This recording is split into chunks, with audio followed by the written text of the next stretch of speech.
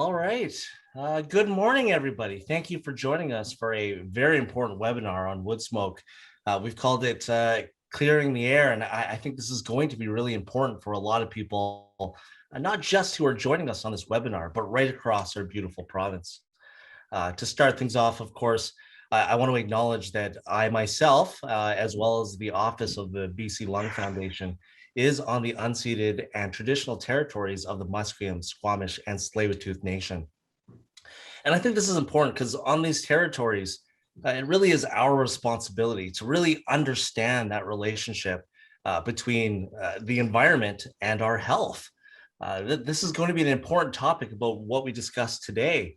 Now, before I go any further, I want to discuss a really subtle change to how people know us. Of course, many of you know us formerly as the BC Lung Association. We are now the BC Lung Foundation. And really, this subtle change to our name and, of course, our colors, which reflect a very BC blue and green, signify our commitment to reinvest in lung health right here in our province. You can now find more about this on our website at bclung.ca. As such, this commitment towards reinvesting in British Columbia really starts with what's happening today. It's really about us taking a bigger step in demonstrating that really any wood burning has really tragic implications on human health. So today, we are going to have some really fantastic experts talking about this very topic. We're here to answer questions. We're so blessed to have somebody from the Ministry of the Environment. We have people who have worked on this their entire lives as scientists who happen to also be British Columbians. So this is a cause that matters to them very deeply. Really, to moderate all of this today, we have with us a friend of ours, Dr. Chris Carlston. Dr. Chris Carlston is a clinician scientist whose focus is on how air pollution affects lungs and immune systems in public health contexts. He leads a team of researchers conducting human exposure studies to common air pollutants such as diesel exhaust. They use clinical and laboratory techniques to understand how air pollution exposures impact lung diseases and leverage this knowledge via integrated knowledge translation and stakeholder engagement to develop approaches that reduce health impacts in Canada and beyond. He's one of the finest human beings that I've ever known. He's an expert in lung health, and this is a topic he cares quite deeply about. So without further ado, Dr. Chris Carlston to lead us through this. Thank you so much, Chris, and congratulations to the organization for that noteworthy progress. I see there are a lot of people who find this important. There are already over 100 here today and rising. I'd like to first introduce Dr. Brower, our first speaker. We're going to have three speakers, as you heard, and they're each going to speak for about 15 to 20 minutes.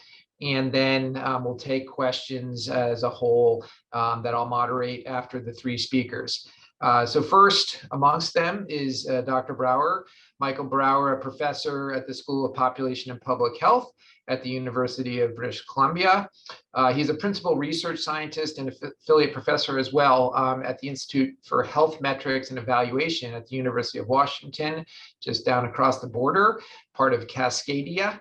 And his research focuses on transportation-related and biomass air pollution, specifically in recent years, very noteworthy for looking at the global impacts, showing the worldwide impacts of these exposures, and also, importantly, the relationship between multiple exposures as they're mediated by the urban environment and population health as a whole. So a fantastic speaker and a friend as well. Dr. Brower will speak first, please. Great, thank you very much for the introduction, and it's really a pleasure to be here today for this webinar, and really so pleased to see so many people online participating. So let me just, hopefully everything is visible, and we'll get rolling here. Really the key points that I want to cover, and if you just take this in and want to doze off or go for a walk, this is really the key points that I'd like to cover for my presentation. We know now really very clearly that particle air pollution is unhealthy, and wood smoke particles are no exception. And I'll make that point because when I first started working on wood smoke air pollution, probably almost 30 years ago, there was a thought that because wood is quote unquote natural, we've been burning it for thousands of years as humans, it would be somewhat less hazardous, somewhat less toxic than the more modern forms of air pollution, for example, from motor vehicle exhaust or our industrial emissions. As we studied wood smoke over the years, and we really have studied it quite in depth, both in Canada as well as elsewhere in the world, I think we're now understanding where wood smoke particles really they are not different. Of course, they are different chemically. They have different properties, but when we look at overall at their toxicity, at their hazard to the population, we find that they are just another form of unhealthy air pollution. This is important because in Canada today, particle pollution is actually dominated by two forms of what we would call biomass pollution that's resulting from fire smoke. That's responsible for almost 20% of the particulate matter that we are exposed to in the air. And about 14% comes from residential wood burning in Canada. And these are our two largest sources of particulate air pollution in Canada. This is work that we've recently completed using really up-to-date detailed emissions inventories and a sophisticated chemical transport model and satellite monitoring actually around the world. And these are just showing you the results for Canada. You can see that link there if you want to look at the data and play with it and interrogate it in detail. On that link, there's an interactive tool where you can do so. So we're going to focus today on residential wood smoke, but you've had other webinars from BC Lung and other information on fire smoke. Really, these are our two major sources of air pollution today in Canada. In terms of health impacts, air pollution is important because it affects the leading causes of death in Canada. So ischemic heart disease, lung cancer, COPD, stroke, type 2 diabetes, or respiratory infections. And we're increasingly seeing evidence for impacts of air pollution on dementia and Alzheimer's disease as well. So it's because air pollution is a risk for all of these leading causes of death that it's important from a public health perspective. Health Canada's recent estimates are that there's about 15,000 deaths every year in Canada attributable to air pollution. That's about 5% of the total deaths that occur in Canada, and a cost of over $100 billion each year. In BC, the estimates are around 2,000 deaths every year attributable to air pollution at a cost of about $14 billion. So you can see this is both impactful from a health perspective and actually very costly. And one key message, which is general to air pollution and air quality management, is that if we improve air quality, it's actually a very cost-effective way to improve the health of our population. This is just one example. This is from a large project that I've been leading for 3 or 4 years, where we've taken large population data sets in Canada, census data sets or large population surveys, and looked at the health impacts of Canadians. In this case, looking at over 2.5 million non-immigrant adults. And we've actually extended this now to recent immigrant populations as well. We see these relationships with these diseases, ischemic heart disease, stroke, COPD, lung cancer, and there's really no evidence of a threshold or safe level. So the message here is all reductions in air quality will lead to health benefits. Canada is blessed in that from a global perspective, we do have relatively good air quality, but we do see these health impacts time and time again across Canada. And the evidence suggests is that we continue to reduce air pollution, we will continue to see health benefits. On that note, air quality has generally improved in Canada. Again, this is work from this MAPLE project that I've been leading. These are combination of ground measurements on the right-hand side and satellite-based estimates on the left-hand side. Looking from 1985 to 2015, you can see there's less and less red and yellow, higher concentrations more recently compared to the past. And the population weighted average has basically been cut in half over this period. So that's really the good news. Unfortunately, this is not true for residential wood smoke. This is a slide actually I stole from Julie Saxon, who's going to speak later, and showing information for residential wood burning in Metro Vancouver. If you look at the other sources, so for example, industry sources or non-road vehicle emissions, all of those has actually been decreasing over time, whereas residential wood burning really has stayed constant. So it's a reflection of the progress that we've had in dealing with the other sources and in reducing the emissions of the other sources, that now residential wood burning is really standing out as a major source.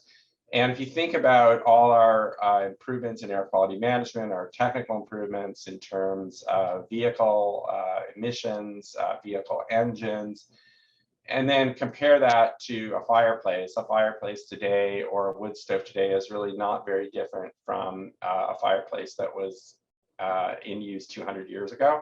We've had some improvements in wood stoves, but there's still very, very heavily polluting sources. So of all the sources that source categories that's shown here, residential wood smoke is the source of the least improvement over time. And for example, in Metro Vancouver today, it's the leading source of air pollution in the region. This is some work that Sarah Henderson led several years ago across the province, where we looked at the air quality monitoring network in order to identify locations that were heavily impacted by wood smoke, looking at a combination on the x-axis of months of the year and on the y-axis of time of day in terms of our standard particulate matter PM2.5 monitoring. And what you can see is in many communities, so I'll just focus on Houston as an example here, you see this sort of hourglass shape in that we have higher concentrations in the fall, winter, and spring, and higher concentrations in the early morning and the late evening. And this is consistent, and we've evaluated this with measurements, chemical measurements of wood smoke, tracer compound level glucosan. This hourglass shape is really consistent with wood burning, residential wood burning. And you can see if you just scan across, in many of these communities, we tend to see this sort of hourglass shape. Higher concentrations can in the wintertime and in the early mornings and in the evenings, consistent with wood burning.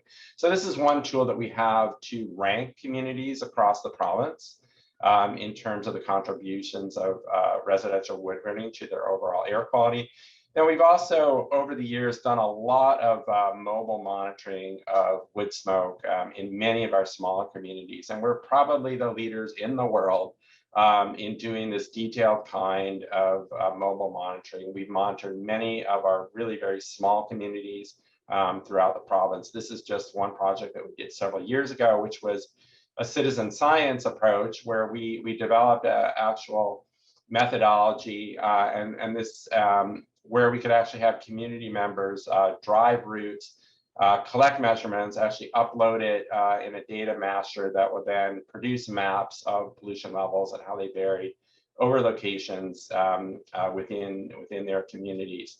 And this is still equipment that we have available working together with BC Lung. So if there are community members that are interested in participating in doing this kind of work, you can contact us and we can discuss some potential to do this in your communities.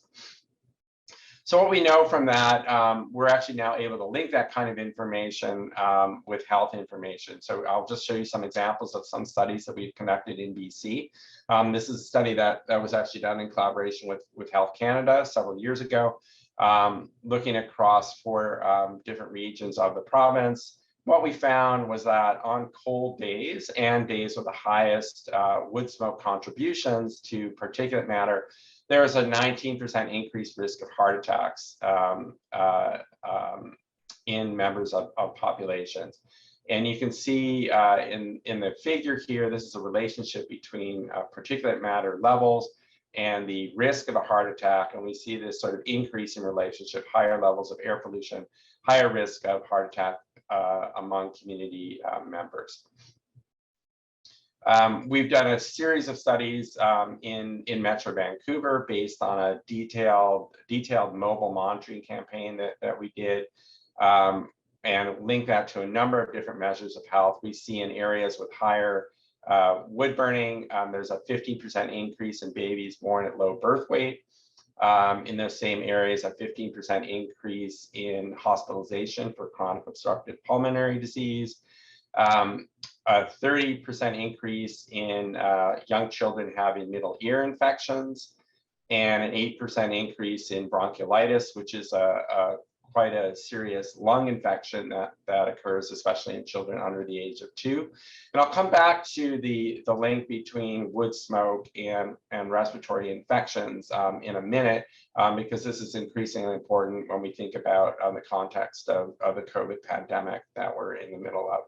We did, fortunately, not see any associations between wood smoke, air pollution, and preterm birth, incidence of asthma, cardiovascular, or COPD mortality. So that's somewhat good news.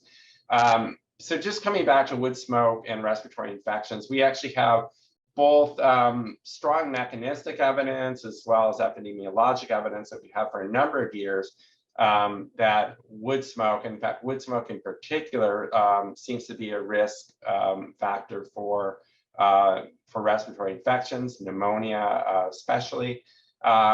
There are several sort of main pathways. One is that these macrophage cells that essentially work to gobble up foreign objects, bacteria and viruses that we may inhale, they become loaded with particulate matter if you inhale high concentrations, and aren't able to be effective in terms of blocking or helping clear respiratory infections, so viral infections, for example. So it's this interaction between air pollution that then decreases our ability to respond to respiratory infections.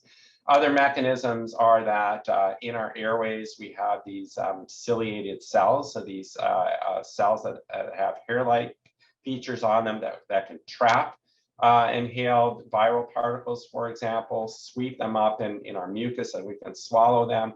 When we inhale high levels of air pollution, we actually change the morphology of these cells so they don't have these cilia, these hair-like features on them anymore, and again are less able to deal with inhaled viruses or bacteria. So again, it's this interaction with air pollution that hinders our ability to fight respiratory infections such as COVID.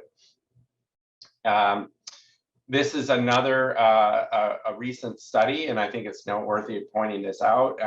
This is an example for fire smoke in the summer, but this is a group of researchers in Montana, and they saw a link between high levels of air pollution due to fire smoke in the summer and influenza rates actually in the winter following that summer.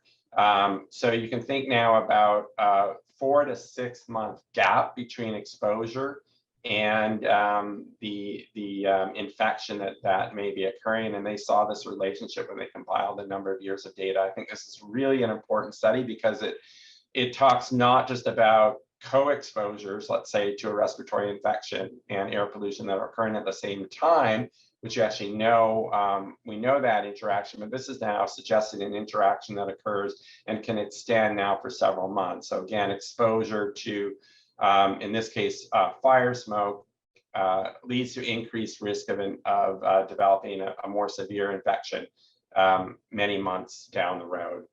And this is just one example of, this is experimental work.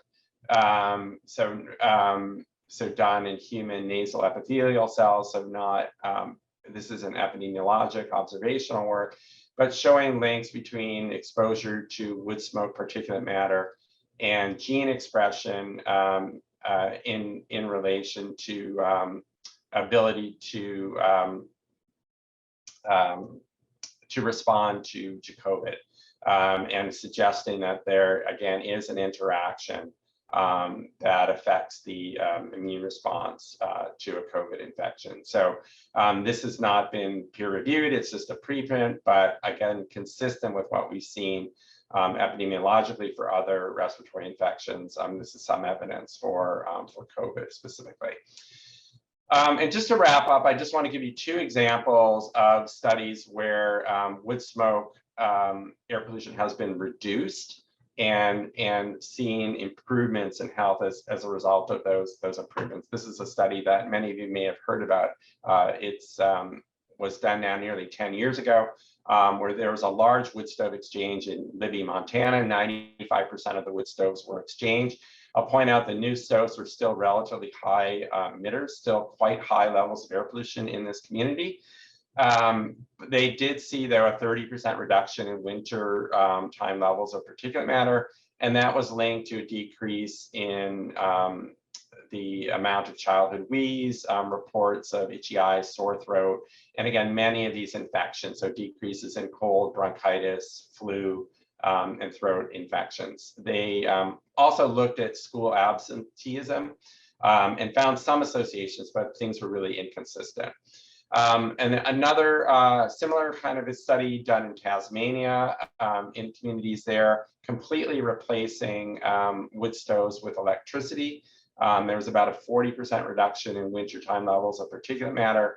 That led to a drop in deaths from both cardiovascular disease and respiratory mortality in the communities where they made the switch to electricity. And similar decreases weren't observed in control communities, which continued to burn wood for home heating. So I'll just give you some quotes from a recent review article that I participated in with a number of colleagues from around the world, looking at, and just saying that what we know from epidemiology is that emissions from biomass combustion, there's negatively affects respiratory and cardiovascular health. These effects are both due to short-term as well as long-term exposures. And we have studies like the examples that I showed you that suggest beneficial effects of reducing exposures. And based on that information, recommend that emissions from biomass combustion should be kept to a minimum to protect public health. One of the ways that we can do that is by actually continuing to burn biomass materials, but more efficiently with more advanced technology. And just show you some examples. Here, basically, if you go from a very efficient, let's say, fireplace to a moderately high technology wood stove to something like a pellet stove, you actually change the composition of the particulate matter. So it starts out looking essentially like these soot chain aggregates. If you improve the combustion, you can get more of this organic material, and if you further improve it, you get a lot of alkaline salt particles that sort of look like this. And actually, based on animal work, the toxicity reduces as we move from soot towards these alkaline salt particles. And in these figures down at the bottom here, for example, looking at a pellet burner, you can see both the amount of material is reduced and its composition is reduced if you're burning stably. If you restart and burn even that pellet burner less efficiently, you have higher amounts and you actually change the composition. More of these soot particles and less of the alkaline salt particles. And that can also be contrasted with a more traditional log wood burner, where again you're getting much more soot and much higher levels of particulate matter in general. So I think this is my last slide. Wood smoke remains both an important, but I would say still underappreciated source of air pollution in many areas, especially in Canada and in our province. The evidence for health impacts are really of similar magnitude to other widely recognized risk factors for health. So we just did some really simple calculations years ago based on our studies of middle ear infections and the link that we saw with wood smoke. Eliminating wood smoke, we could reduce middle ear infections by about 10%.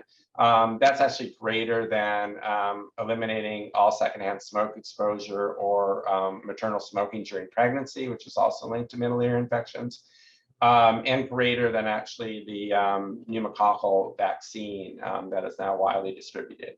So again, a suggestion that when we improve air quality, we really get this highly cost-effective benefit for health of the populations.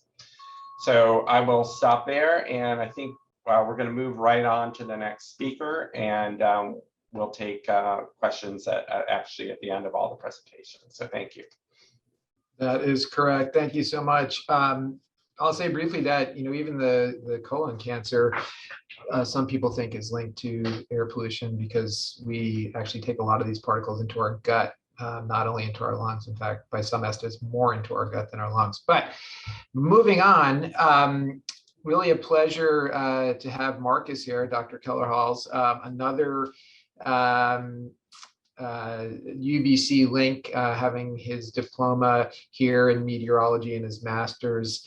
I guess I may be giving you an honorary doctorate, but no matter, you've earned your reputation, having served the BC Ministry of Environment and Climate Change and its previous iterations. Now a senior air quality science officer, as you have been, I think, for about 12 or so years. You worked in Edmonton earlier, so appreciated that province's issues in air quality, and you continue to work on issues of residential wood smoke and even open burning. So we're really happy to have you here, Marcus. Thank you so much for coming, and take it away, please.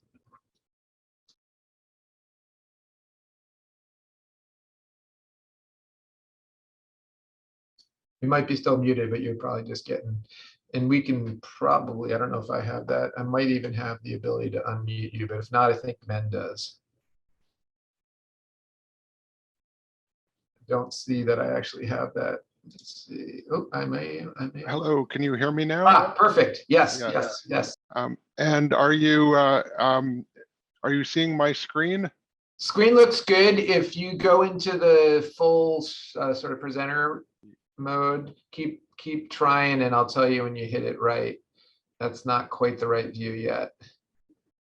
The other one's not terrible. It's just it'll be bigger. It'll be a bigger view. If you can't do anything else, go back to the previous, and people can kind of make their viewing screen as big as possible. But are people seeing it in proper slideshow mode now, or not quite? Okay, let me just try something else. Why is that not working? Sorry about this. Oh, it's okay. It happens all the time. While you're doing, I'll remind people of the time I was giving a talk for literally about 4 minutes before someone told me my mute was still on. That was fun. So this is nothing.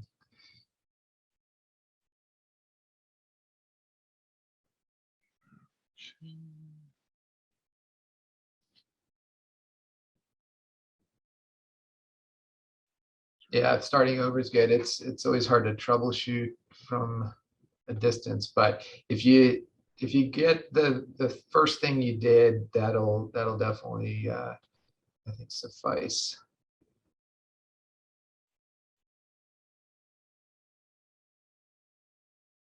Yeah, that's your desktop, but we might as well just, um, perfect, you nailed it. Okay, Mark, you're on. Thank you. Sorry about that. Works seamlessly sometimes when you practice, and then when you're live, you get little glitches. So I'm going to follow Michael's excellent presentation on health effects by talking a little bit about one of the programs in BC for addressing the wood smoke issue and the wood stove exchange program. And I'll start with just a little bit of background on wood smoke, not really touching on the health effects because I knew that Mike was going to deal with that. Talking about some of the variety of strategies to reduce wood smoke, and then focusing in on the wood stove exchange program.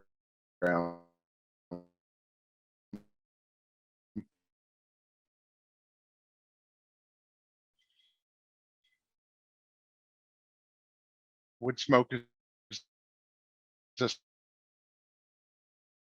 second largest, as we just heard, industry.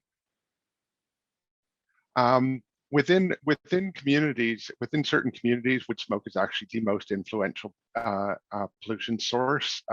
We have studies showing that for certain communities, and that includes some of the communities in BC that are currently near to exceeding the national standards for PM2.5. Just to set some context, wood burning is used as the primary heat source in about 10% of BC homes, and it's used to some extent in approximately 30% of homes. Despite being heating a relatively small proportion of BC homes, it is responsible for greater than 95% of the PM emissions from home heating because it is significantly more polluting than other home heating choices. Wood burning varies across the province, as might be expected. And so this data that I'm showing here comes from a survey of wood smoke that was done in 2012, a few years back, but not a lot of indication that these numbers have changed greatly. And in fact, we have another study from 2003 that showed similar figures. Greatest prevalence in the Caribou region, the central interior, also high on the island and in the Kootenay boundary. Less high than you might expect in the northern region because that partly, I think, because that region is well served by natural gas, and lower in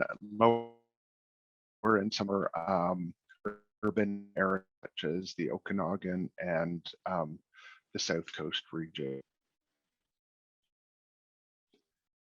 And people's reasons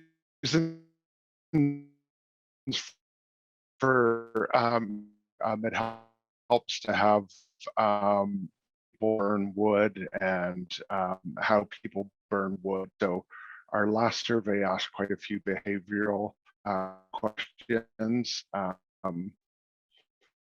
both of the general population and of burner, reliability of or perceived reliability of wood heating, and a lot of the reasons relate somehow to economics. Wood supply is readily available, it is cheaper, or at least perceived to be cheaper. These are people's opinions, not necessarily objective facts, and there were significant regional variations in the reasons for wood burning. Things like, I like the smell or beauty of a fire, which we might question after hearing Michael's presentation. That was actually more common in some of the more urban areas where people are burning wood less for heating and more for I guess ambiance, if you want to say. And the response of burning because natural gas is not available, that was focused in a few communities, and that response was quite significant in a few communities. This is just an example of a wood smoke impacted community up in the Bulkley Valley. It's the community of Mauricetown, just adjacent to Smithers. So some of the strategies that exist to reduce wood smoke are regulatory strategies, and those include regulations on the sale of appliances, regulation on the installation of wood burning appliances, and rules or regulations on the use of wood burning appliances. There's also incentive strategies, and that's what the Wood Stove Exchange Program is. It's a program that provides incentives to replace high polluting wood stoves with cleaner alternatives. And then there's education strategies. Increasing awareness of the health impacts of wood smoke is certainly one part of that education, and also educating people who do burn wood on better wood burning practices. Just on the awareness part of the health impacts, one of Michael's closing slides sort of mentioned that this was an underappreciated source of pollution, and our survey would bear that out. People tend to, when they're asked what is causing air quality problems in their community, they tend to put the focus on things like cars and industry, and not on things like home heating and backyard burning. So there is a hill to climb there on making people more aware of this as an issue. So ideally all of these or many of these things are pursued simultaneously. A strategy that only pursues incentives or only pursues education or only pursues regulation will probably not on its own be effective. And I will say that several of these strategies are being pursued in BC. BC does have a regulation that sets out what wood burning appliances can be sold in BC. The BC Building Code sets standards on what can be installed. Rules for the use of appliances in the legislative framework that exists in BC, that power mainly lies with local governments, which could be viewed as a bit of a problem because local governments are somewhat spotty in their use of those powers to actually address the issue. The incentive strategy is what I'm going to be talking about for most of the balance of the presentation. And education strategies, that's part of our Wood Stove Exchange program as well. And it's part of our broader communications on the issue of air quality in BC has to be about the impacts of wood smoke, since that is our second largest source. And when we look at the largest source of wood smoke, of PM in BC, it's actually another biomass burning source. It's from the open burning. So looking at just a little bit of background about wood stove exchange programs in general, incentive programs have been used as part of a strategy to address wood smoke issues in many jurisdictions in North America, in Australia, and New Zealand, and in Europe, and probably in other parts of the world that I'm less aware of as well, but certainly on those three continents. And the fundamental principle is to encourage people to switch from older, higher polluting appliances to newer, cleaner appliances, which needn't be wood burning appliances. They can be things like gas or electric heat pumps. And certainly the greatest reduction in pollution happens when people switch to a non-wood burning source. within the category of wood burning appliances, switching to pellet stoves produces a greater benefit, and switching to a newer certified cordwood stove produces a benefit as well. And that has been borne out by studies. So our exchange program in BC here was initiated in 2008, and basically had three main goals: to encourage BC residents to switch to cleaner source heat by providing incentives for the exchange of heavily polluting old stoves for cleaner heating options, and other goals to educate on clean burning practices and to raise awareness of wood smoke issues. The results over the 11 years that we've reported since then, or 12 years, say, about 9,200 appliances exchanged province-wide for a cost of under $4 million, which equates to around $400 per appliance changed. And in the last 5-year period, 22 different communities and regions participated. Some of the regions that have participated include multiple communities. Examples would be regions like Fraser Valley Regional District, including multiple communities, Comox Valley Regional District, Cowichan Valley Regional District, each of these regional districts including several communities. So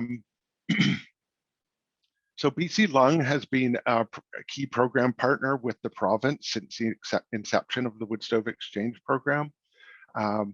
And BC Lung has played a critical role in distributing funding to participating communities, entering into funding agreements with those communities, assisting in the program design and management, and promoting the program, and also the reporting on the program.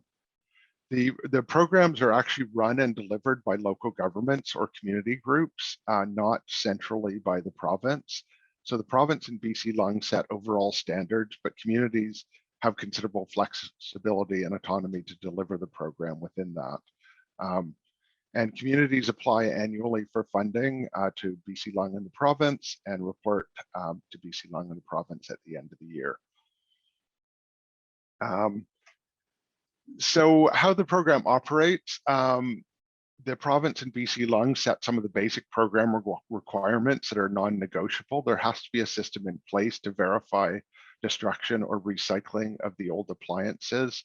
The exchange program dollars would be wasted if the old appliance stayed in use. If the homeowner who applied for a rebate under the program got the rebate, installed the new appliance, and then sold the old wood stove to someone else for their use, that would not be a pollution decrease. If anything, it would be a pollution increase. So that's a key part of the program. Also specified in the program are the exchange incentive amounts for the different types of replacement appliances, and we also set standards on what appliances are eligible for the exchange and what are eligible replacements. So the communities can design, within that, the communities can design programs to meet local needs. They can apply for a mix of funding for education versus incentives. They can come up with their own promotional strategies, although we can certainly provide help and ideas on that. And they can, within the pool of eligible appliances, they can restrict what appliances are eligible within their region. For example, a couple of our regions have said, no, we're not going to provide incentives for new wood burning appliances. Yes, replacing an old appliance with a new wood burning appliance will produce a reduction in emissions, but it's not good enough. We want to go to it for a greater reduction in emissions, so we're not gonna fund wood burning appliances within our region. As well, because of climate goals, a number of communities have said we're not going to fund fossil fuel fired replacements, so gas or propane appliances would not be eligible for incentives in those regions. Communities can also add from other sources of funding local incentives on top of the provincially provided incentives. So what type of exchanges are funded through the program? Basically, uncertified wood stoves, so wood stoves that never had any emission certification, and that includes wood burning inserts, also wood furnaces and wood boilers. So I'm using wood stoves kind of generally to refer to this range of different wood appliances, wood burning appliances. In the red zone communities, which are those communities who have been either are or recently exceeding the national PM2.5 standards. You can also exchange any wood stove older than 5 years, even if it is a certified appliance, but only if you're changing to a non-wood burning burning option. Eligible replacements under the program. So certified wood stoves or inserts, certified pellet stoves, propane or natural gas stoves or fireplaces, electric heat pumps, and electric fireplace inserts. When the program started out in 2008, almost all the advertising was focused around going from a wood burning stove to a newer and better wood burning stove. That has changed over the years, and we're increasingly promoting non-wood burning exchanges. And in 2019 and 2020, were the first years where more than 50% of our exchanges were to non-wood burning options. In 2020, we conducted a program evaluation that looked at program results, looked at how we did in responding to the recommendations from an earlier evaluation, looked at lessons learned from other jurisdictions, and identified key issues and recommendations for the program. So both the earlier evaluation and the latest evaluation surveyed a range of stakeholders as part of the methodology. Overall, the program is popular. That's not a surprise. Incentive programs are generally popular, more popular than regulations that set requirements. You know, not arguing against regulatory solutions, but it's just a fact that incentive programs tend to be quite popular. I guess when the government, you know, gives away money, that's generally viewed positively.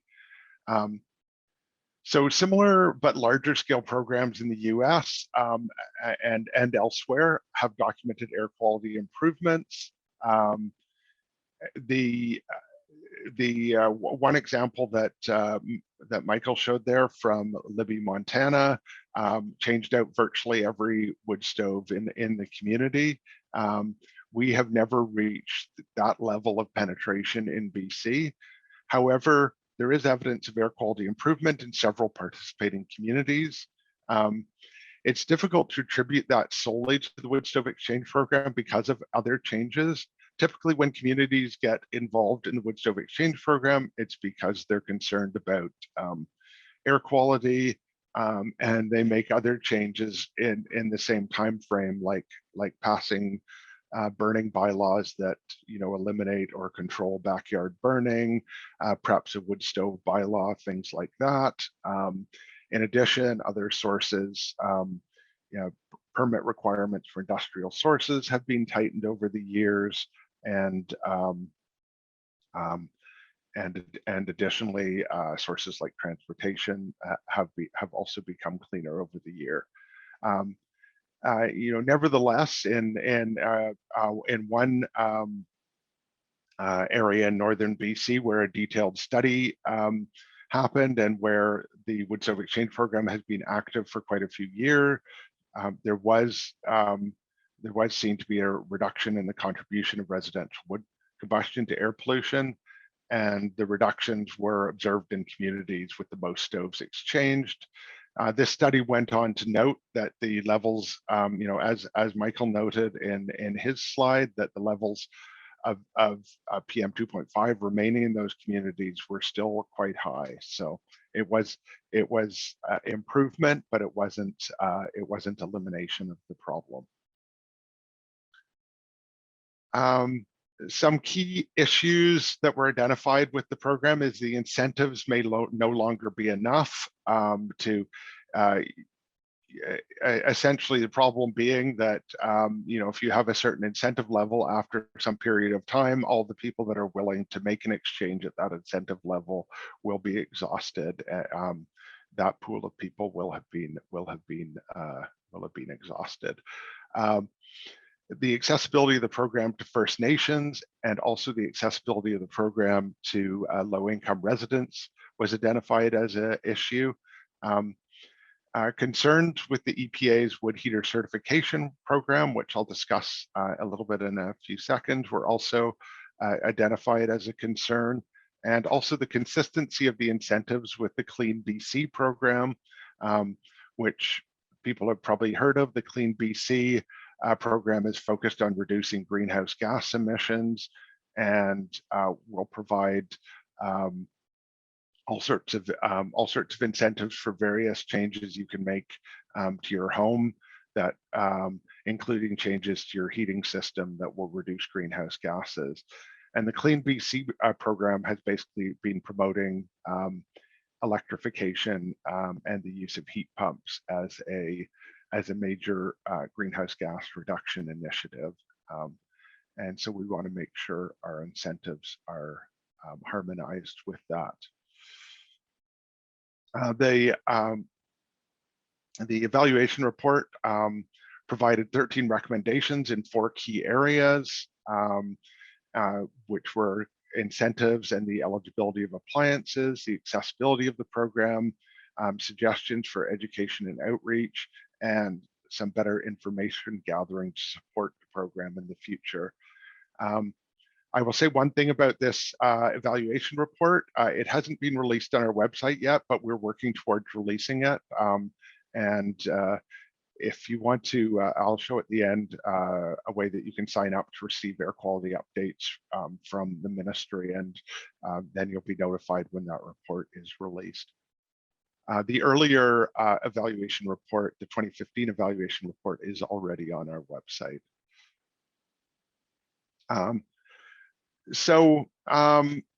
To address a recommendation from that report, which was basically to increase the incentives and also to focus the incentives on the so-called red zone community, those communities at or near the air quality standards. We made and announced some changes to our incentive structure this year. So the program started out in the beginning with just one incentive level for all appliances, wood burning, non-wood burning, and that was $250. Following the 2015 evaluation, we moved to increased incentives on non-wood burning appliances, and also a slight increase if you were replacing with a non-wood burning replacement in one of the red zone communities. So after 2021, we've made a very slight increase, basically just to stay level with inflation over the 12 years of the program, to the incentive for wood burning replacements. But we've significantly increased the incentives for non-wood burning replacements, particularly in the red zone communities. And bear in mind also that that these incentives can be combined with other incentives, such as the Clean BC incentives. So for the heat pumps, changing out a wood stove to a heat pump could get you $1,000 incentive through the wood stove exchange program, and in the range of $1,000 to $3,000 through the Clean BC incentives. These new incentives have been effective since September this year. And we also have provided some criteria and incentive levels around exchange of outdoor wood boilers, and clarified what we consider a red zone community. And basically it's communities that are currently exceeding the national standard for PM2.5 or have in the last 5 years. And the reason for the latter part of that definition is that we want to work on bringing communities sustainably below the national standards, not because there's variation in air quality from year to year. In terms of program accessibility, the low incentive value, or relatively low incentive value relative to replacement cost, limits participation by lower income residents. In some parts of the world where the programs have been funded to a much greater degree than in BC, there have been almost 100% rebates provided to encourage low-income residents to exchange their heating system. There's also been limited participation by First Nations communities, despite the fact that there's significant wood heating in many of those communities, and and identified some primarily anecdotal, but also some monitoring data showing air quality issues in some of those communities. The ministry's strategy for this year is to increase First Nations participation, both through existing community programs. So First Nations communities lie within some of these regional districts that we are funding. So that's one way of reaching out to those communities. And also the ministry is reaching out directly to First Nations groups across the province and trying to bring some of them into the program. And we will be announcing a set of incentive levels that will apply within First Nations communities, recognizing some of the barriers to participation in those communities. It will be a higher level of incentive than the ones I just showed. So talking to the concerned with the wood stove certification program, there was a recent, or relatively recent now, it's almost a year old now, but a report released by the Northeast States for Coordinated Air Use Management, NESCOM, that cast significant doubt on elements of the EPA's stove certification program. So in reading the NESCOM report, we have to read that in the context of measurement studies showing that new wood stoves are cleaner than older uncertified models.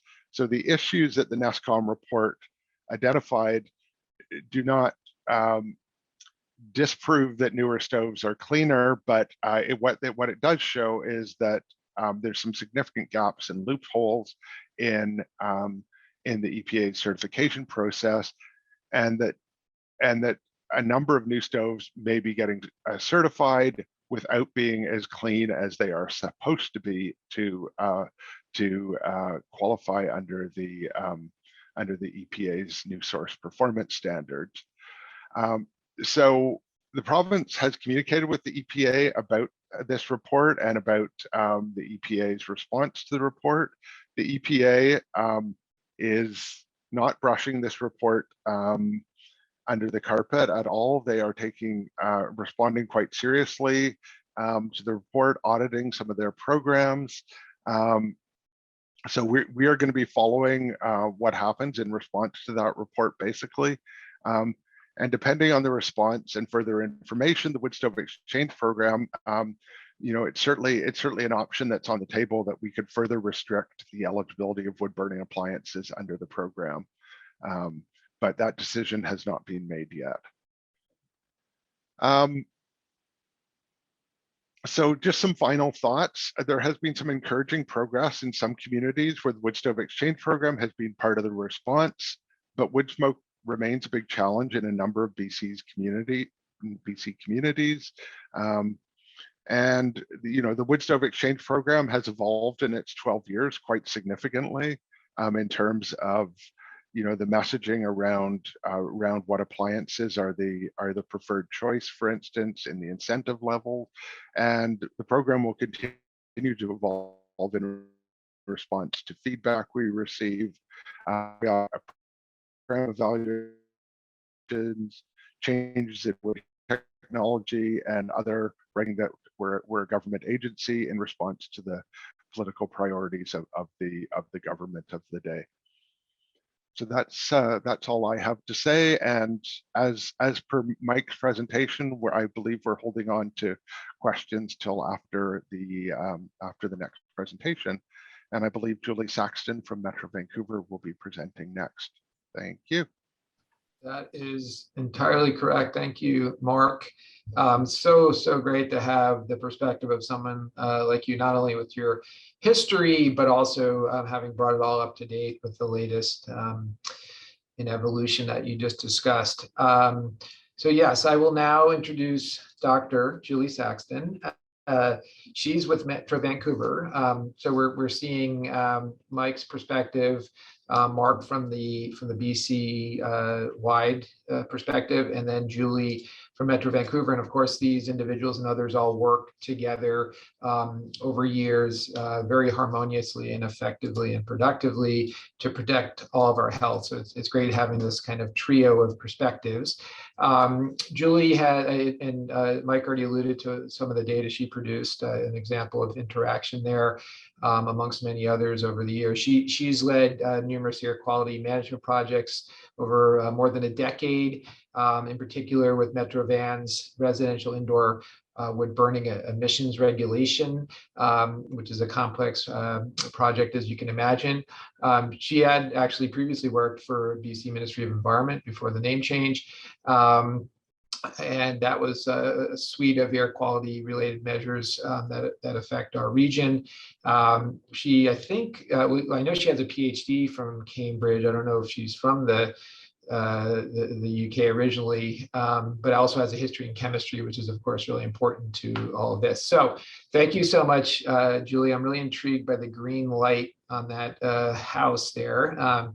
Nice and bright. Take it away. Thanks.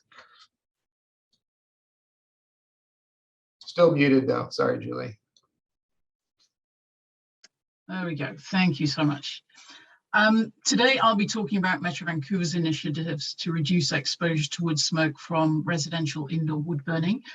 Primarily, I'll be talking about the residential indoor wood burning bylaw, but I will also touch on some of our non-regulatory activities, such as the Wood Stove Exchange Programme and some of our outreach. Just to provide a bit of context, Metro Vancouver is home to over 2.5 million people, which represents more than half the population of British Columbia. The region is a federation of 21 municipalities, 1 electoral area, and 1 treaty First Nation. What's unique about Metro Vancouver is that we have delegated authority under the Provincial Environmental Management Act to manage air quality and to control air pollution in the region. So Metro Vancouver's air quality management actions are outlined in various planning documents, the most recent of which is the Clean Air Plan, which was approved in September. The delegated authority allows Metro Vancouver to, by bylaw, prohibit, regulate, or otherwise control and prevent the discharge of air contaminants. That's a very technical way of saying that essentially we have the ability to apply a very comprehensive approach to identifying and tackling air quality issues in the region. And one of these issues is smoke from residential indoor wood burning. Although our climate is relatively mild, residential indoor wood burning does occur in urban parts of the Metro Vancouver region. In fact, there are still some condos that have open fireplaces that are in use in our region. It is the largest source of emissions within the region of fine particulate matter. You've already seen this next slide, Mike presented it, but as you can see, we haven't really shrunk emissions from residential wood burning as much as the other sources. And we heard a great presentation earlier about why that's important in terms of health effects. So we have got initiatives in place for many of these other sources, and emissions have been reducing over time. The federal and provincial governments also have relevant initiatives that reduce those emissions, but residential wood burning has been pretty stubborn. Another study Metro Vancouver did identified that wood smoke is actually the second top source of toxic air pollutants after diesel engines in the Metro Vancouver region, and that's due to the other substances in wood smoke. It's a real mixture of ugly stuff that breathing in is not going to do anybody any good. Another concern for residents in the region is their personal exposure to wood smoke. We typically receive between 5 and 25 complaints a month about wood smoke in the winter from all over the region, as you can see here. The majority of the wood smoke complaints we receive relate to residential wood burning. And when you look at what the impact of the emissions are on air quality, you can see that in some locations of the region, people are experiencing short-term spikes of fine particulate matter. You can see here on the left some fine particulate matter 1 hour concentrations from our monitoring stations, which are captured in November 2015. So those short-term spikes are comparable to some of the concentrations that we see with wildfire smoke in the summer. The comparison is there on the left. Obviously, we do see some higher concentrations, but this is not, the November is not the clean air quality we've come to expect in our region. So clearly action needed to be taken. The wood stove exchange program provided a backbone to reducing emissions in the region for many years.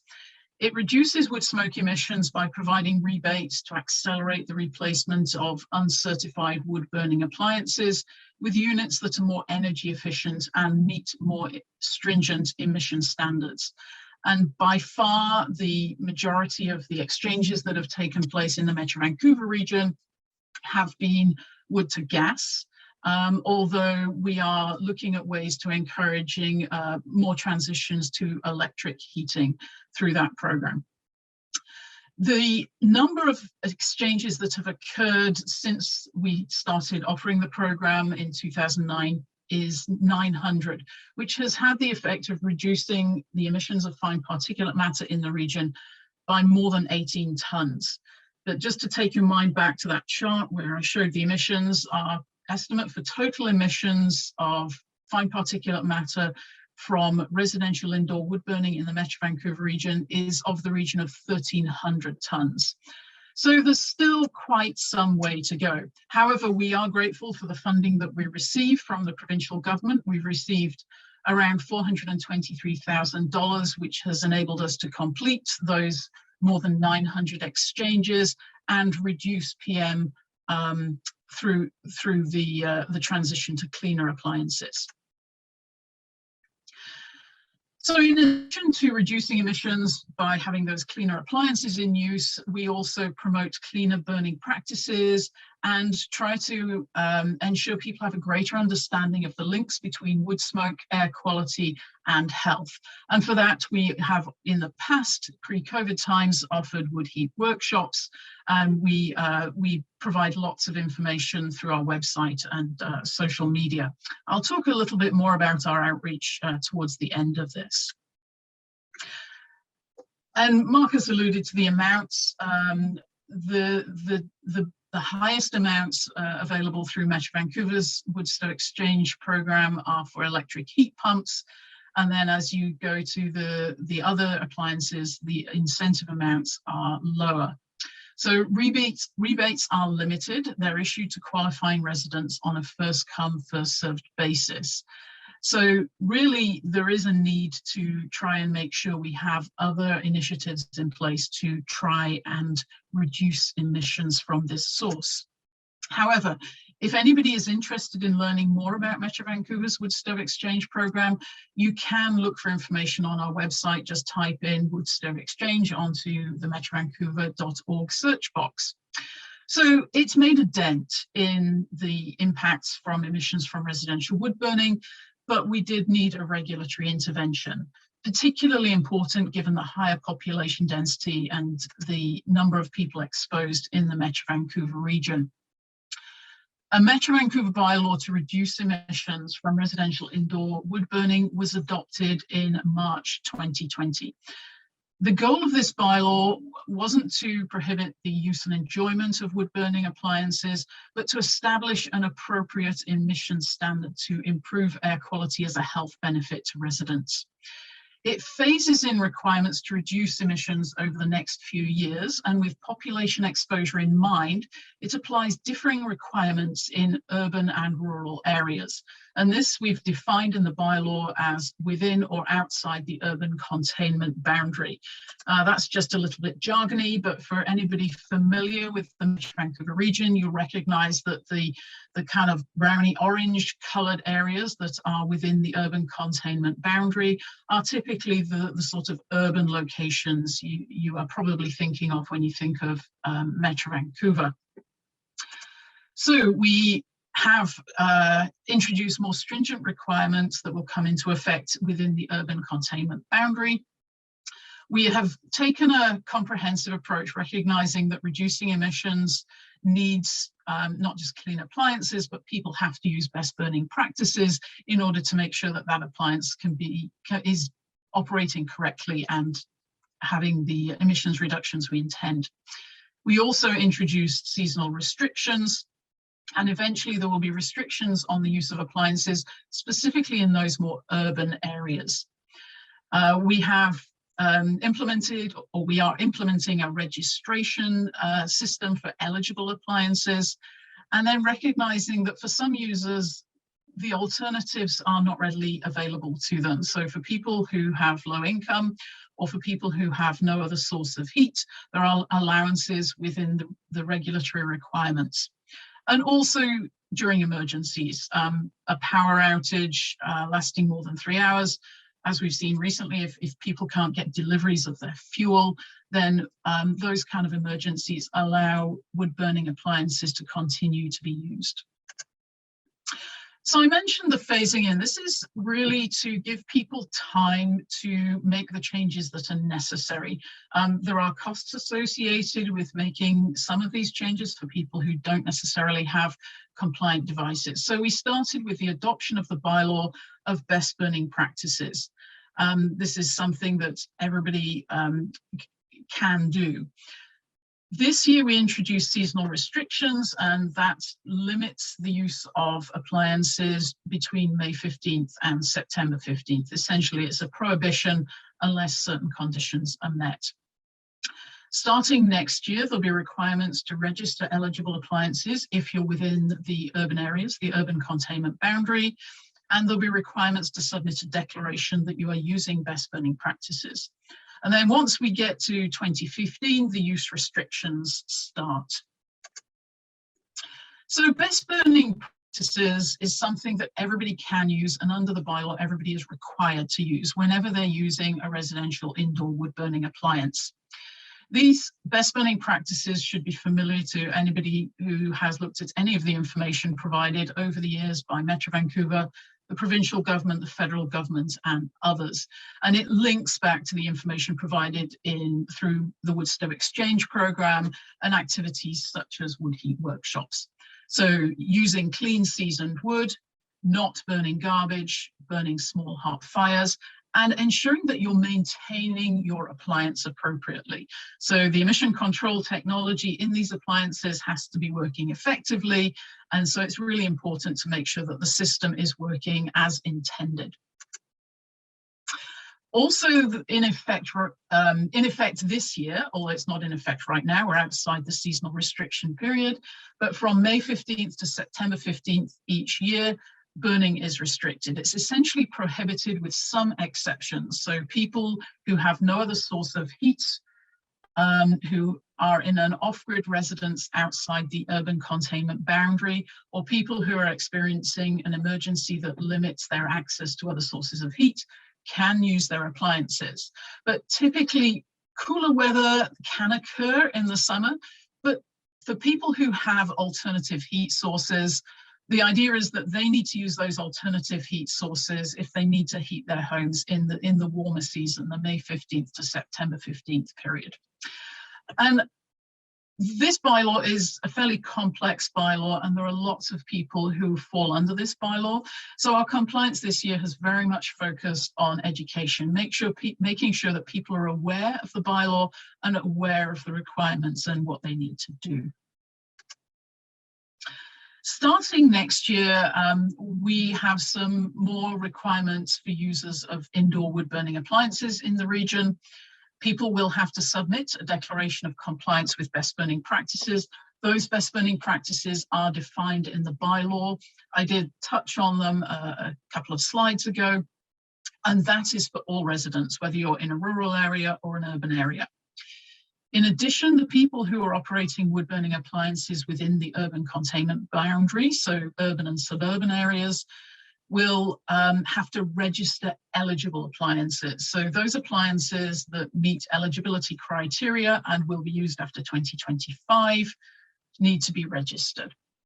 This will really help us with our outreach and compliance promotion. I will just say that low-income households within the urban containment boundary are exempt from the need to register. A really important part of this regulation for us was ensuring that we are not having unintended consequences in terms of other health impacts.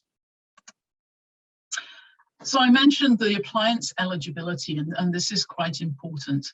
The appliances that are eligible to be registered are lower emission appliances. Fireplaces that only use manufactured fire logs have been identified as having lower emissions, so those are eligible to be registered. Also certified wood stoves, that's US EPA or CSA certified wood stoves, masonry heaters, appliances that meet the certified wood stove emission standards. So this might be appliances that haven't been through the Canadian or US emissions certification. They may meet a European certification, but as long as they meet the standard, they would be eligible for registration, although proof would need to be provided that they do meet that.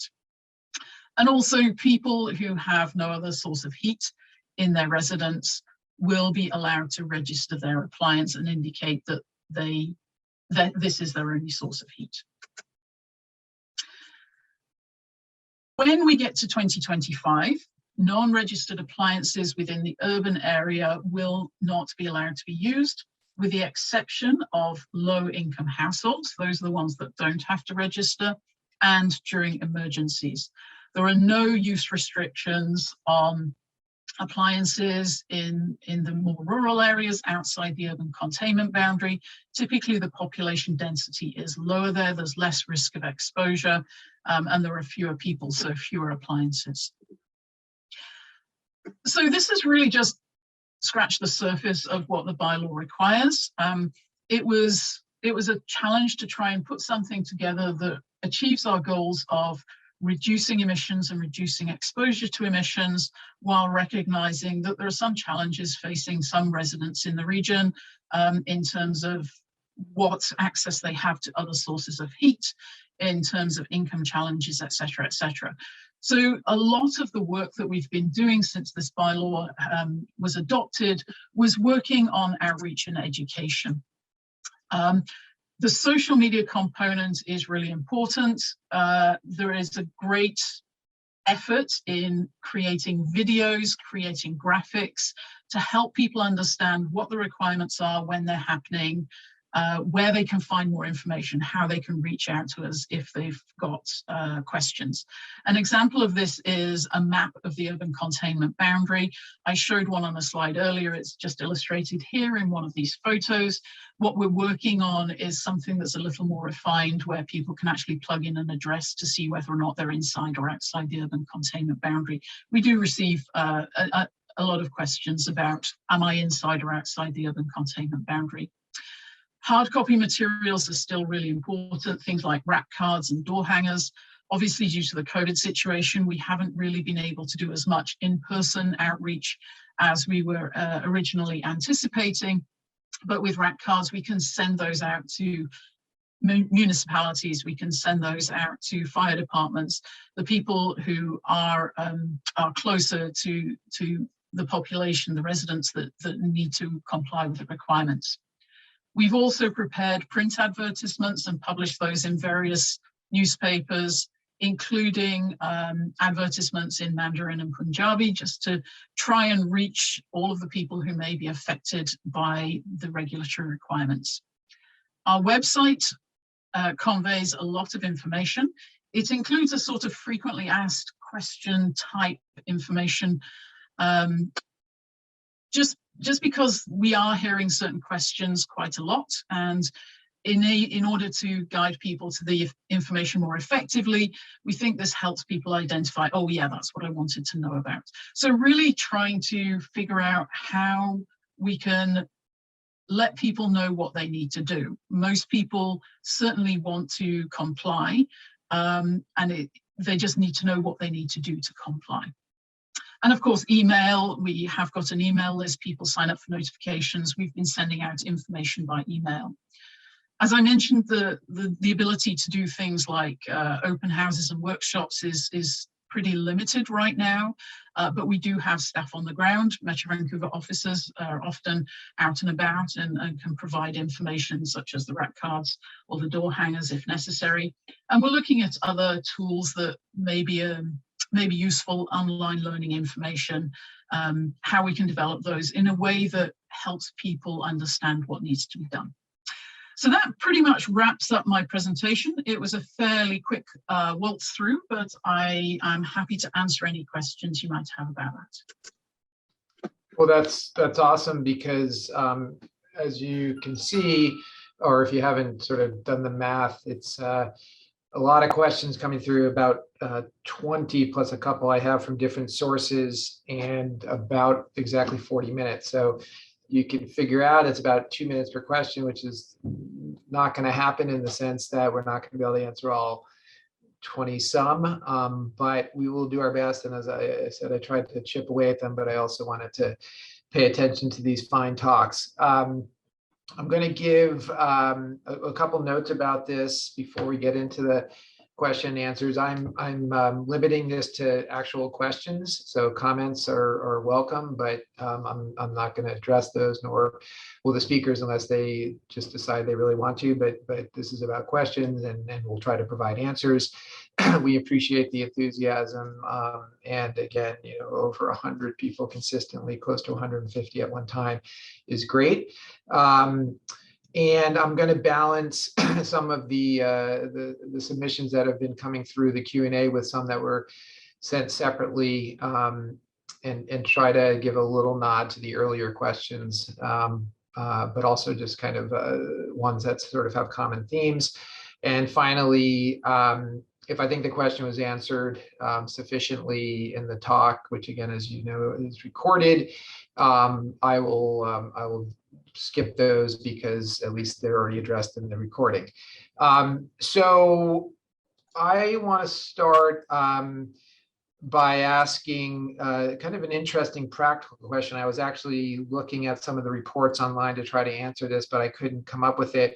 Any of the three of you may know, but with all these, and I think it was mentioned, but I found that BC is the most successful in terms of the number of stoves, I think, in any jurisdiction in the world replaced, as far as I can tell. But that's a lot of stoves.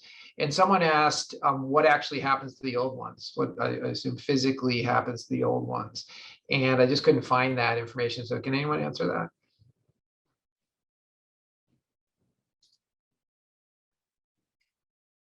Can I try? Oh, sure. Okay. Thanks, Matt. As far as the wood stove exchange program is concerned, most of these old wood stoves will be decommissioned, will be destroyed.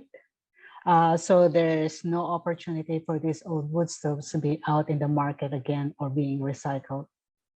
I think Marcus also responded to that question on his presentation.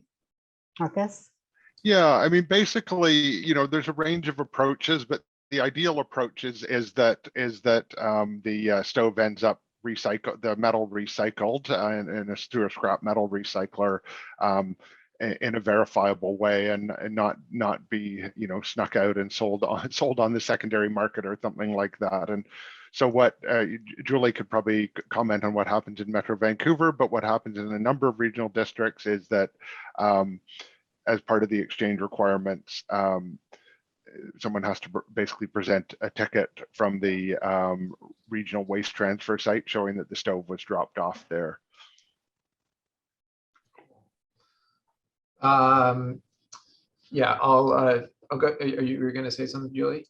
I was just going to confirm that in Metro Vancouver, the stoves are destroyed or recycled for scrap. Cool.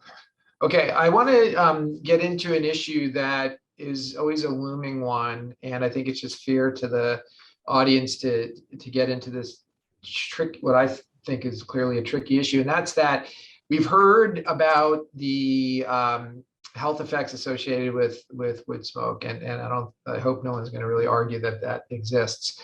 And so understandably, there are some that just say, why aren't wood stoves just banned? Like just completely eliminate, get rid of the problem. And I think in general, it's appreciated that there are legitimately communities that financially can't simply replace. The government would, in an ideal world, have infinite resources to replace, but that's not a reality. And we can talk about, voting with your issues and replacing those who aren't in support of this, et cetera. But I just want to put it out to the panel because it comes up continuously. And I think, in fairness, it's not as simple of an issue as people might think, at least in my mind. But I do empathize and understand with those that want a more aggressive approach. So anyone willing to take that on? I know but it is, I know it's hard, but it's sort of like, it is a looming issue perennially. And I think, in fairness, I said what I said from my perspective. You can agree or disagree or defer. Well, I'll take a really, initial crack at that. On a very practical level, we lack, the legislative tools within the act that governs our operations as a ministry to do that. We simply don't have the authority to do that. So it would rest in, if that was what government desired, it would rest in the government of the day to provide us with new legislation that gave us the authority to do that. So, we could not do it right now. If you're talking about banning wood stoves, so that's sort of at a really basic practical level, but, at sort of a higher level, there is strong attachment to wood stoves and wood heating, certainly, and I think there has to be a process of changing, I think, making people better aware of the health effects, and gradually changing people's views on the acceptabilities of wood heating, particularly within urban areas. Okay, we may. I'll just add, Yeah. Big picture perspective on this. I think somebody asked in the question, how do you define success? And I think in general, in air quality, I would say success is moving in the right direction. So it's not about necessarily getting to zero. I think that is unrealistic. About moving in the right direction, and all these programs that will reduce move you in the right direction. The other thing I would point out, and I think this is really really important, in that Julie presented in the Metro Vancouver regulations, that we're taking under consideration sort of different population characteristics. I think it's quite reasonable to think about eventually banning in highly densely populated areas, but there are areas that are really sparsely populated.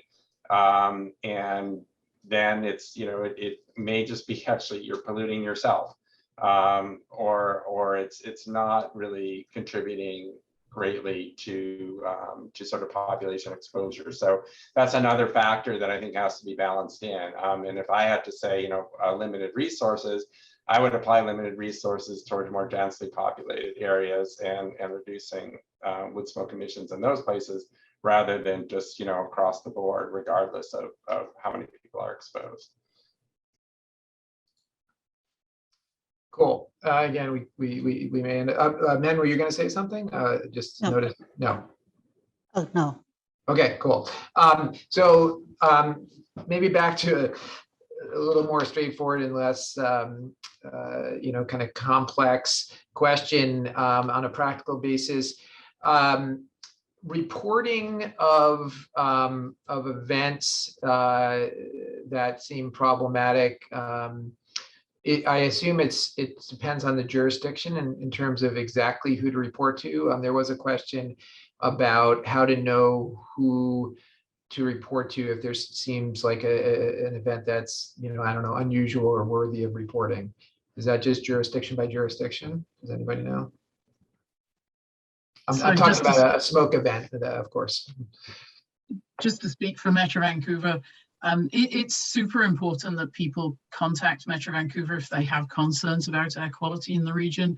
We have a dedicated team that deals with air quality complaints and compliance with our various emission regulation bylaws. So reaching out to Metro Vancouver, not necessarily your health authority or your municipality, is really important, because we're the folks that can work on that. Okay. Thanks. I might get into, some of the alternatives, as with anything in life, I guess, alternatives have their own pros and cons, and we see that repeatedly. It's, across environmental health, we're always vexed by thinking we've solved it and then creating other problems. But there are a few questions in that regard. So for example, natural, if I understand this correction, comment, and it's from Vicki Brown, who stated her name, so I don't mind saying it. In terms of natural gas, it does have climate impacts, well, as does wood burning, incidentally. But I guess we could ask this specific question from Vicki, or we could ask more broadly, how do we put into perspective the multiple costs and benefits of alternative fuels in this complex landscape? And you could even go and say electric is obviously relatively benign in a environment rich with water, obviously too much in the last little spell here, but the carbon footprint of dams is massive, et cetera. So it's a very, very broad question that I'm sort of paraphrasing, but Vicki asked specifically about putting natural gas in context because of the climate effects, if anyone wants to dive in. Yeah, that's a really good question. And it's something that at Metro Vancouver, we are trying to look at things, I guess, more holistically, considering the combined impacts in terms of climate and air quality. So I mentioned in my presentation that although most of our wood stove exchanges have been wood to natural gas, we are looking at how to perhaps encourage or increase uptake of electric options, which are very viable in our region for many people. That notwithstanding, there are always going to be things that people can do to improve the heat in their home without necessarily having to use more of a power source. So, there are lots of programs out there to try and ensure that people can stay warm, people can stay healthy, but also taking into account the need to reduce emissions to reduce our impact on the environment. Thanks, Julie. So some of these questions are kind of on the borders of what we're covering, but I do think they merit some consideration. So because we're talking in part about the regulations around burning, even though the overall topic is wood smoke, mostly from a residential perspective, much of this burning in certain regions happens outside the residence in piles, as people have, I'm sure, seen intermittently. Maybe could we comment on the regulation and even maybe the perspective around that kind of burning? It may be wood per se, but it's not in a stove. It's in a pile around a property. I don't know that people are familiar with the evolving and sometimes changing regulations about that. It was interesting during COVID that there was a change, which I think was only temporary, but maybe people more familiar can comment on that. I can let Marcus kick off with that, and Okay. I can add to that. Sure. Yeah. I mean, that's, as I mentioned in my presentation, the outdoor open burning of wood is actually the largest source of fine particulate matter in BC. Some of that happens on a small scale in people's backyard, so-called backyard burning, and also, even people having recreational fires, campfire. But on a volume or mass basis, the majority of that happens, in logging operations in BC.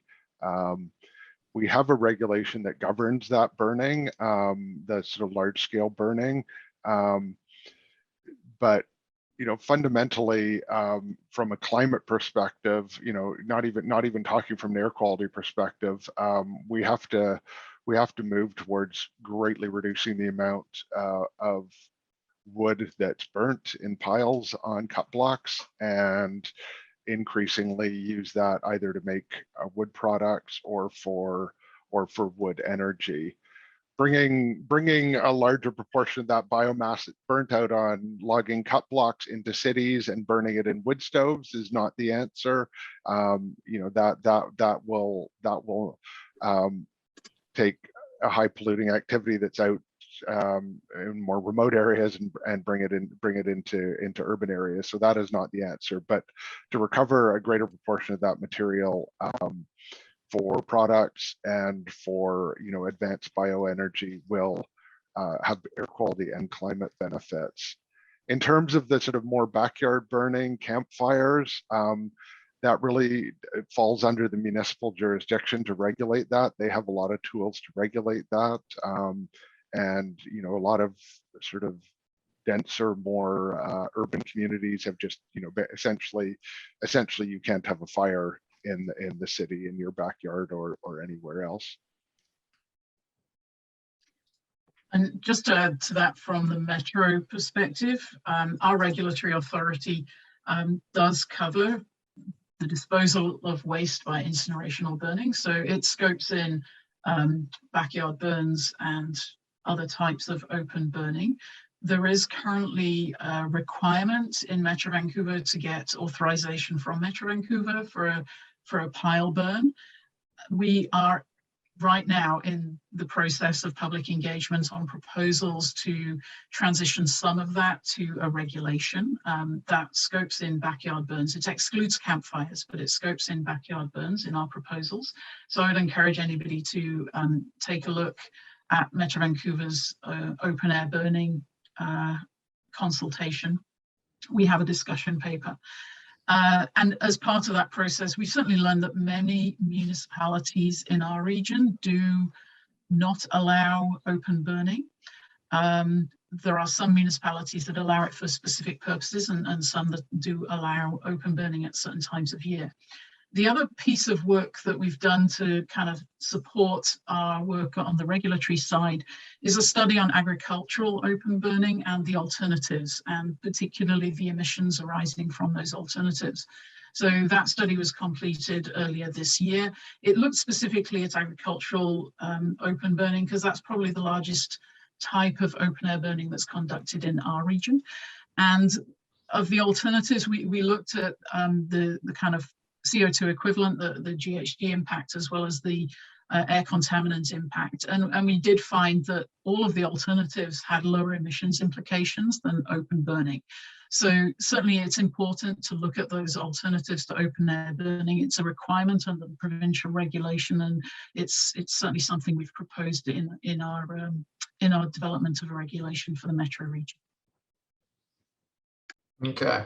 Awesome to have this expertise. So there's a bit of a theme about uncertified stoves, and it's a complex topic, of course. But maybe to be specific, it was technically directed to Mark. Do we know the percentage of stoves that are uncertified in the province, or any decent estimate? When we last surveyed people on that question, which is 10 years ago now, so this will have changed now, and a greater proportion of stoves will be certified. But when we last asked people, it was about 60. I think around 65% appliances were certified, so leaving 35% uncertified. I feel like at the time that was probably an overestimate of the number of certified appliances. That's one of those types of survey questions where unfortunately the right answer, right as in, I'm a good person, so I want to give the right answer, question kind of suggests itself to people. So I think some people probably claimed or thought they had certified appliances, but actually don't. So it's still a significant population, but natural attrition plus the wood stove exchange program will have reduced that number significantly since then. And the picture is a little bit different in Metro Vancouver. The majority of the appliances in Metro homes are fireplaces, about 2/3. Fireplaces not really providing heat in the same way as a stove, more radiant heat, but certainly there are net heat loss. Then there are another kind of 1/5 or so of the appliances are inserts, and a relatively small proportion are certified and uncertified stoves. Probably the majority of those are uncertified. So by far our largest source, and perhaps, you can see why our emissions are so high from residential wood burning, because it's fireplaces in the metro region. Thanks. So I wanted just in the chat, Michael Bruton is kind of bringing us back a little bit to what I said before, or what we covered before about. Well, I'm going to connect it to the legislation. I think it's really interesting about the secondhand smoke history. It's a fascinating case study. And I guess what I would say is that all those that are just, disgusted, I guess, by the use of these stoves, which again, I think most of us empathize with, maybe you need to look at those case histories, because that kind of change in secondhand smoke took very careful efforts to move the legislation. And without passing judgment on anyone, just look at how that was done and how it led to success. And there are ways to do it that work, and there are ways to do it that don't. And not that it would necessarily be recapitulated exactly as the secondhand smoke example, because it's a different scenario. But change can happen, but not necessarily just by kind of the loudest voices. It's a little bit more complicated than that. Although I do encourage people to speak up, and that's just my opinion. But going back to there was something. Oh yes, heat pumps. So there's a few things about heat pumps in here, and I guess I'm gonna start by paraphrasing a little bit to say, I mentioned the idea that most alternatives have their own kind of drawbacks, but I mean, heat pumps in some ways have fewer. I mean, they cost carbon to build them, obviously, and they cost electricity. But I guess what does the panel think about heat pumps? And then specifically, there's a question. It's pretty granular, and I don't know the answer about how well they work in cold environments.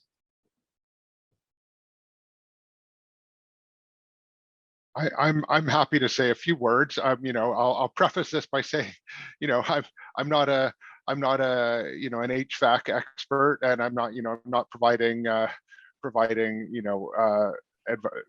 advice from the perspective of someone who's an expert on home heating. But in terms of environmental impacts, in BC, where our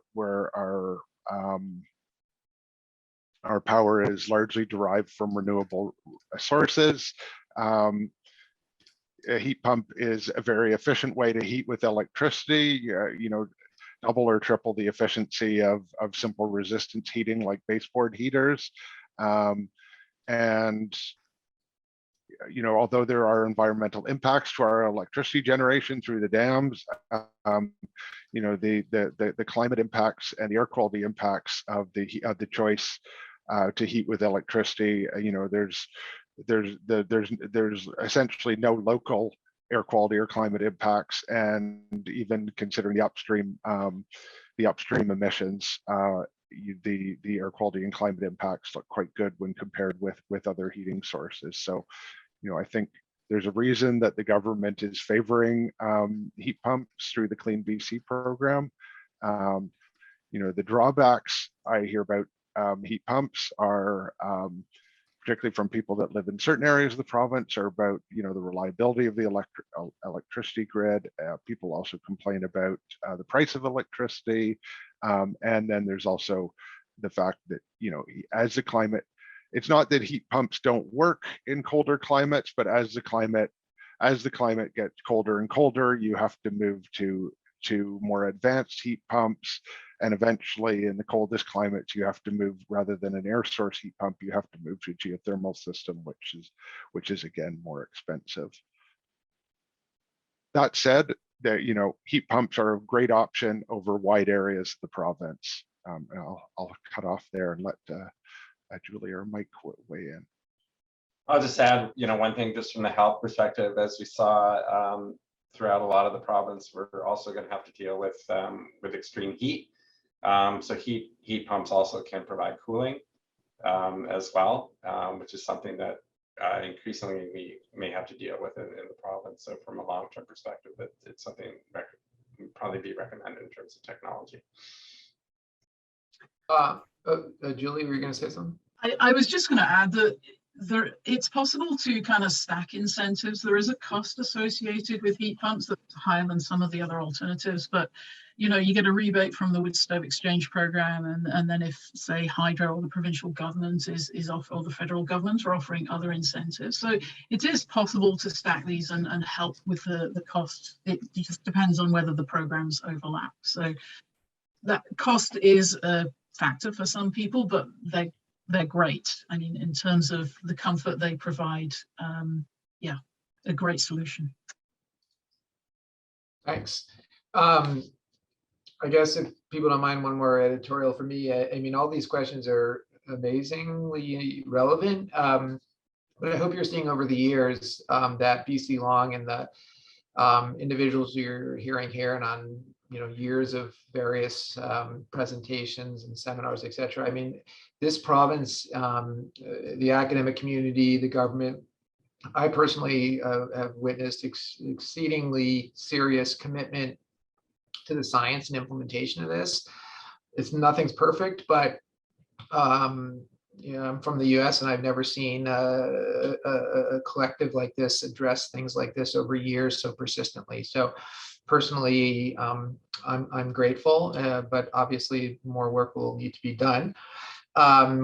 Moving on, this is an interesting thing from Vicky again, this dry wood question. As I've said in one other comment, the kind of wood and the conditions it burns in is important. So she's not asking exactly, but I think the output of dry and wet wood is different. Although I don't know that it's different in terms of the particle matter. It probably is because of the temperature. Smoldering is very different from higher temperatures. So I assume wet wood would burn lower temperature and therefore affect the output. But her question is about access to dry wood. And I think what she's saying is, or I will say more broadly, like the quality of the wood matters. Is the government doing anything to improve access to maybe, I don't know, and the type of wood? There's all kinds of factors here in the literature. What's the government doing, I guess, to try and supply wood that's potentially less harmful when it burns, if anything? Hopefully I get it right, or at least somewhat on target, Vicky. Well, I can just say, to give everybody else time to think, Metro's authority is around control of emissions, and so that's not the type of program we would be involved in. But I agree that the quality of the wood and how you burn it is really important in reducing emissions, and that's why we kind of integrated that into the regulation we've got in place. Yeah, my answer is going to be somewhat the same as Julie's. That our regulatory authority doesn't really extend to regulating markets and sale of things like firewood. That not discounting that could be an effective approach, but it's just not something within our purview. Our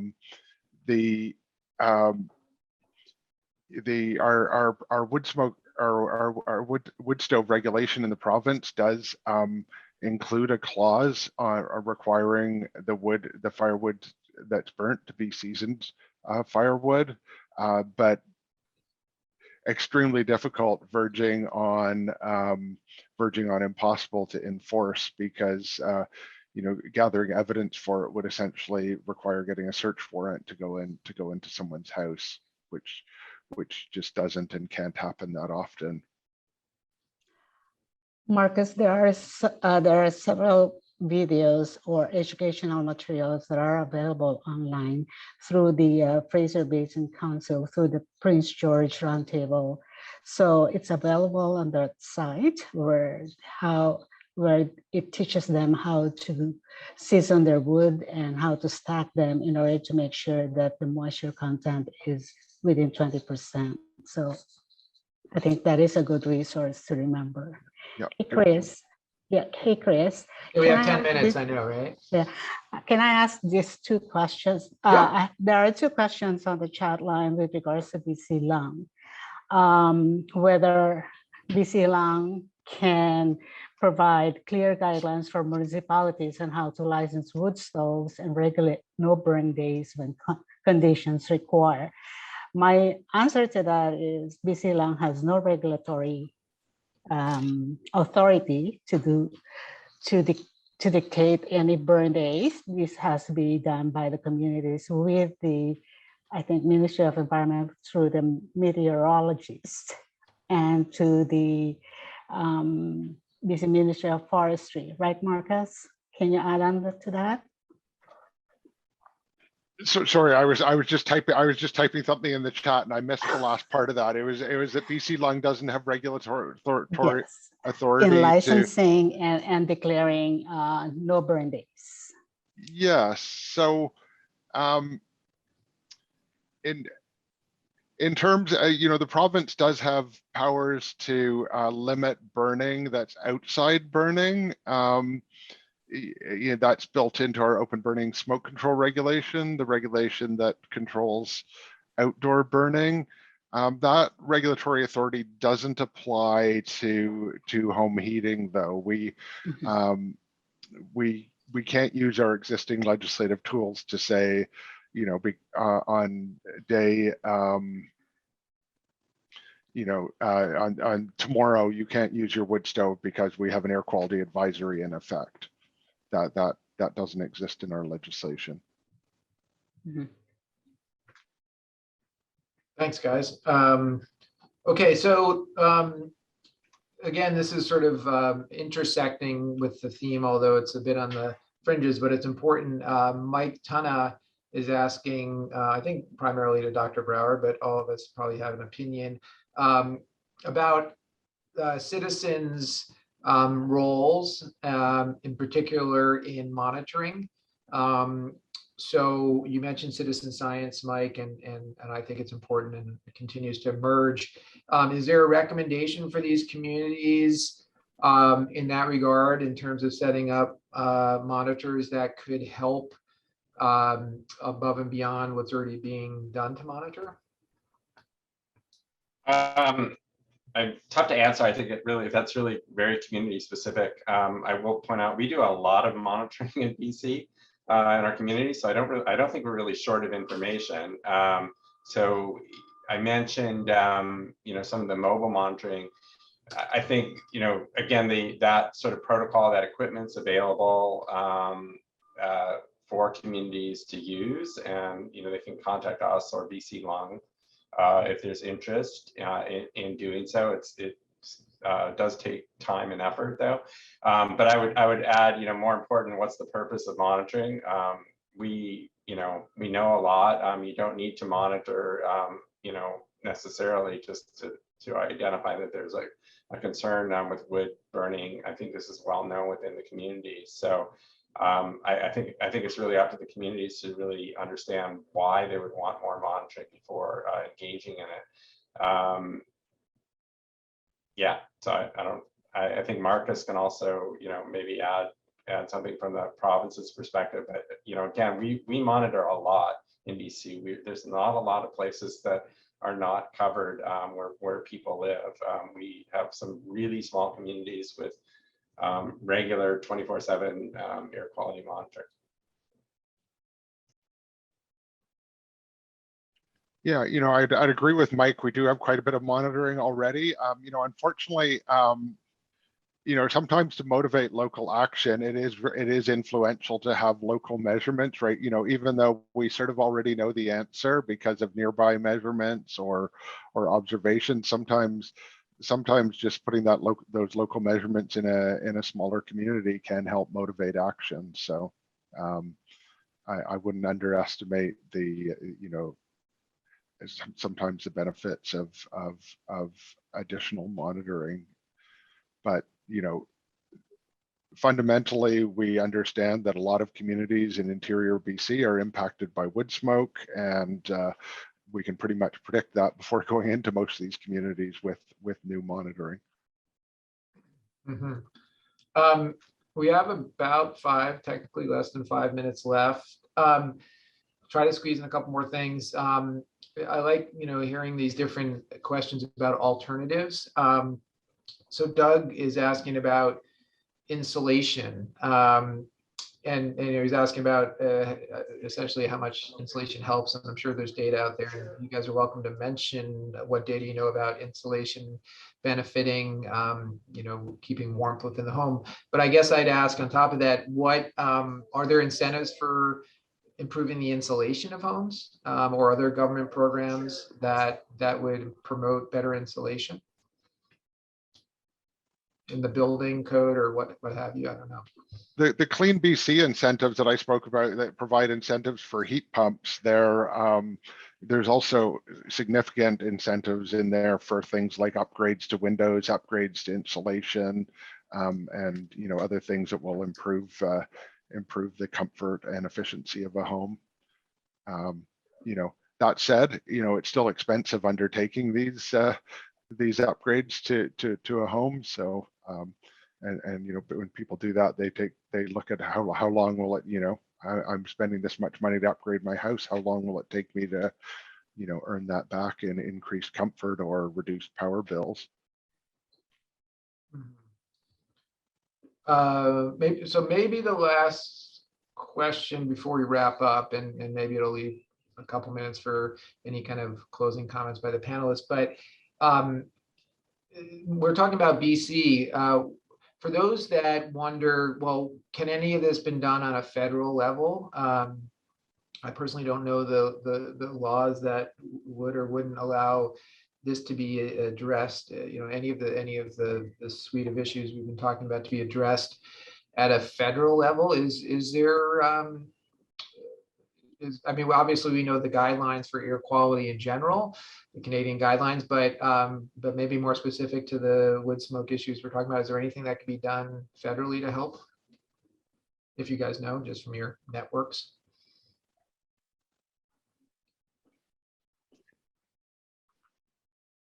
BC regulates sale of appliances provincially, and in most other countries, or at least many other countries in the world, that is regulated federally, like it is in the US. An issue in Canada is that uncertified appliances can still be sold in Alberta, Saskatchewan, Manitoba, the Yukon territories, Ontario, not Quebec or Newfoundland. So that's kind of a problem that doesn't exist to the same extent in the States, because there's a federal regulation on what wood burning appliances can be sold.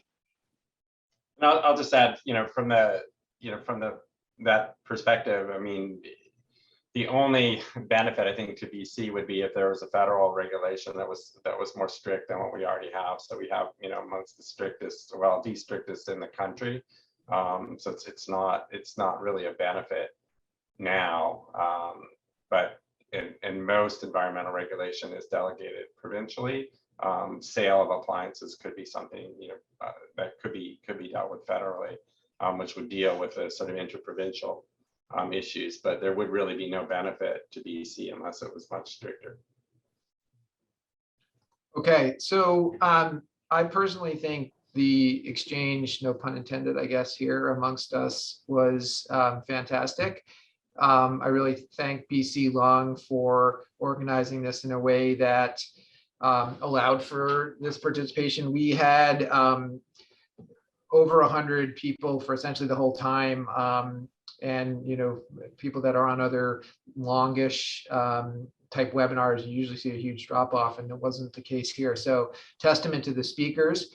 If any of you three want to jump in with any final comments, please do. I think everyone saw that Matthew is working hard to ensure that this is preserved, and it will be at least the talks. And I think that's going to have a legacy. This is an issue that will continue, and I'm sure you'll hear back at some future date with an update.